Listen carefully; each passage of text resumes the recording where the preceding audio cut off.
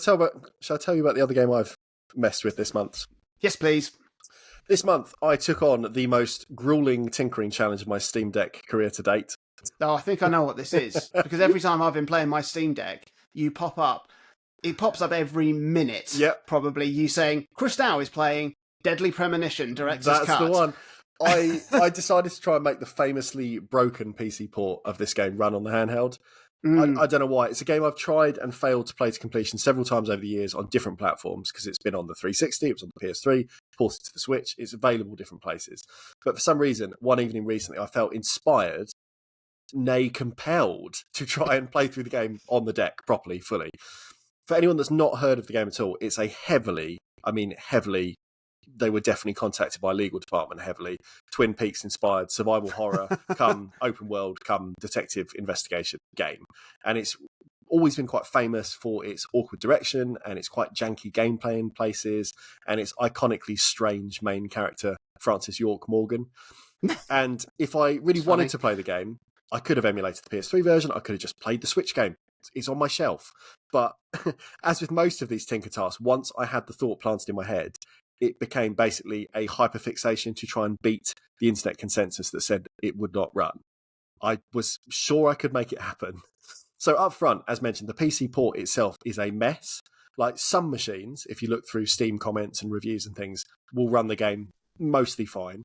Some just don't. Some people will experience crashes before the title screen even loads.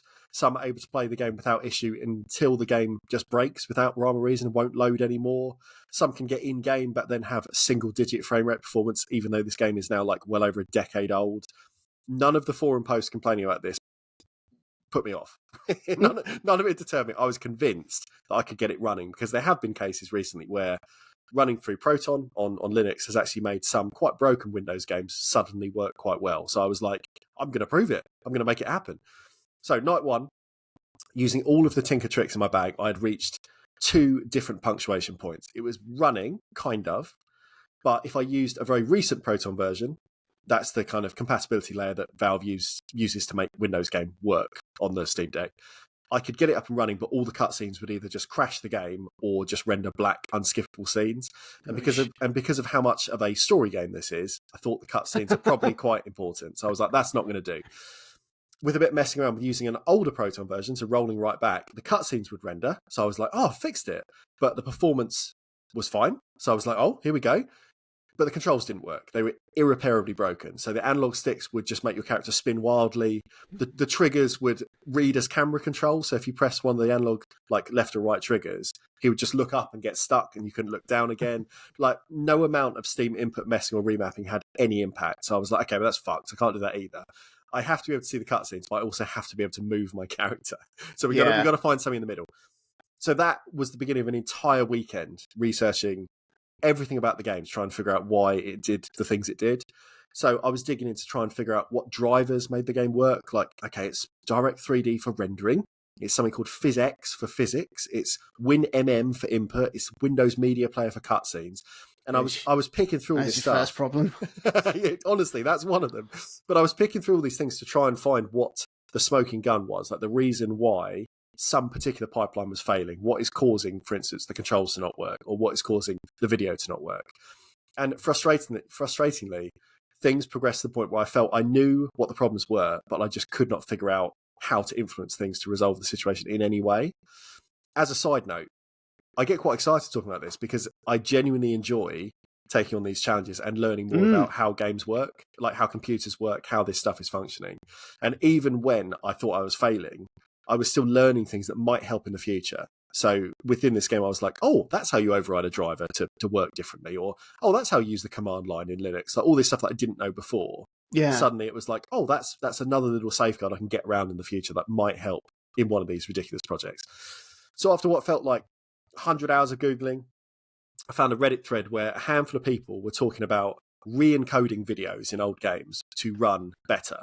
So I was like, is this going to be the answer? Is it the Windows Media Player problem, like you said?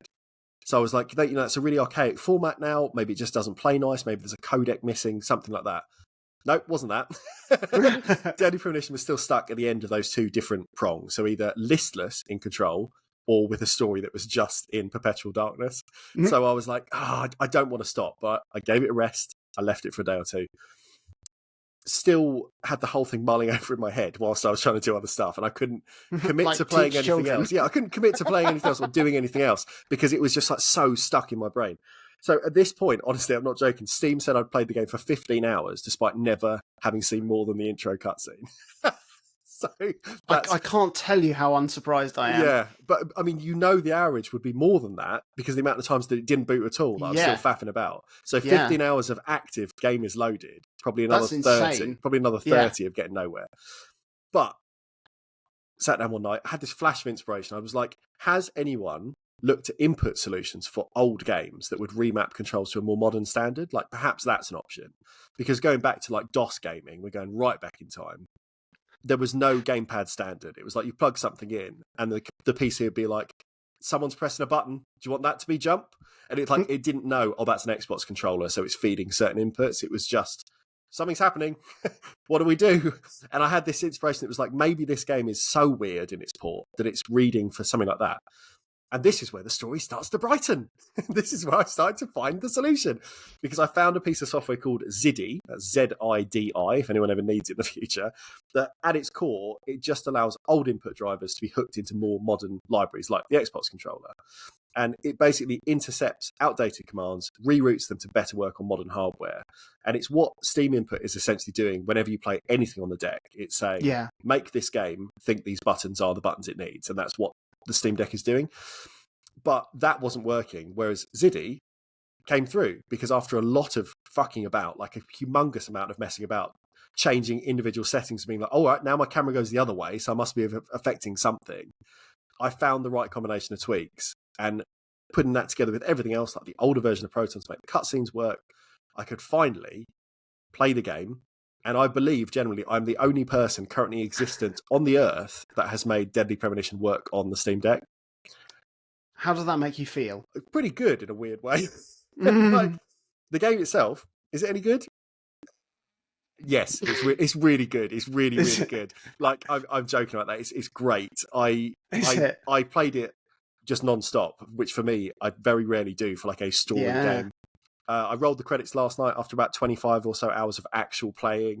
Wow. And that is something I've never managed to do on the 360 when I had it before, on the Switch when that port came out. And I loved it. Absolutely loved it.